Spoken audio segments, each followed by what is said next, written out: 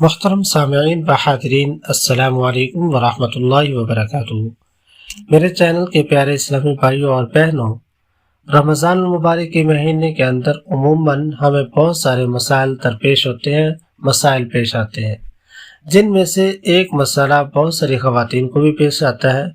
وہ یہ کہ ایام مخصوصہ پہلے چل رہے تھے، ایام ماہواری چل رہے تھے، حیض کا ایام چل رہے تھے، اور دن کے کسی حصے کے وقت ایام مخصوصہ ختم ہو جاتے ہیں، تو اب آیا جو باقی وقت بچتا ہے، وہ باقی والا وقت اس کے اندر وہ روزے کے ادب کے اندر گزارے گی یا وہ کھا پی سکتی ہے، اس کو کھانے پینے کی اجازت ہے۔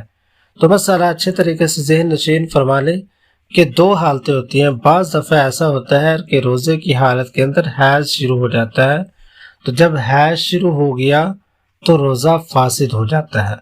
ایسی عورت کے لیے کھانے پینے کی اجازت موجود ہے۔ کہ بعض دفعہ ایسا ہوتا ہے کہ روزہ رکھا صبح کے وقت اور درمیان کے کسی وقت کے اندر حیض شروع ہو جاتا ہے، ایام مخصوصہ شروع ہو جاتے ہیں، تو ایسی عورت کے لیے کھانے پینے کی اجازت موجود ہے۔ البتہ اس کو یہ چاہیے کہ دوسروں کے سامنے نہ کھائے۔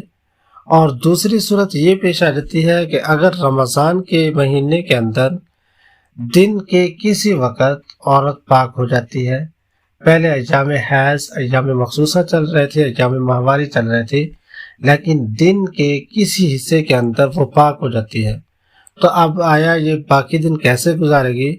تو دن کا باقی حصہ روزے داروں کی طرح رہنا واجب ہے۔ باقی وقت روزے داروں کی طرح بھوکا پیاسا رہنا ضروری ہے۔ اگر دن کے اخیر کے وقت حیض آ جائے تو پھر بھی یہی حکم ہے کہ وہ اس وقت روزے داروں کی طرح روزے کے ادب کے ساتھ رہے گی، یعنی کھائے پیے گی نہیں۔ تو اللہ رب العزت کی ذات سے دعا ہے کہ اللہ تبارک و تعالیٰ کی ذات ہمیں دین کے مسائل کو سمجھنے، سیکھنے اور اس پر عمل کرنے کی توفیق عطا فرمائے۔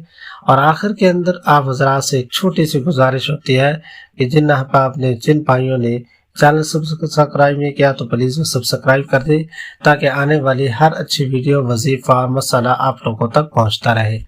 اور کمنٹس کے اندر اپنے مسائل بھی آپ پوچھ سکتے ہیں، انشاءاللہ ان کا مدلل آپ لوگوں کو جواب دیا جائے گا۔ بلکہ کمنٹس میں ضرور مسائل پوچھا کریں، جس قسم کا مسئلہ ہو انشاءاللہ عز و جل ہم آپ کی رہنمائی کریں گے۔ دعا ہے اللہ تبارک و تعالیٰ کی ذات سے کہ اللہ تبارک و تعالیٰ ہمیں دین پر استقامت، اہدنا الصراط المستقیم، جو اللہ تعالیٰ کی ذات نے ہمیں حکم دیا، اس صراط مستقیم پر چلنے والا بنائے۔ السلام علیکم ورحمۃ اللہ وبرکاتہ۔